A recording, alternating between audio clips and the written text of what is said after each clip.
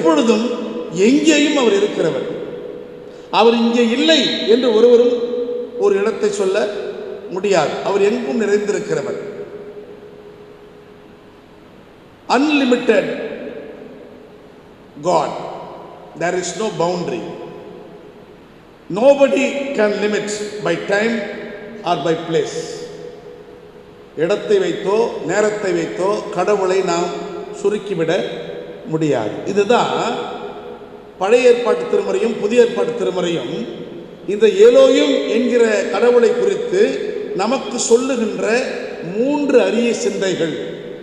ஒன்று, is ஆம்னிசைன்ஸ், all knowing கடவுள்.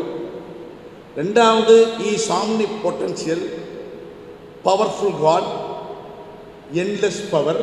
மூன்றாவது, இஸ் ஆம்னி பிரசன்ஸ், அவர் எங்கும் எல்லா இடத்திலும் எப்போதும் நிறைந்திருக்கிறார்.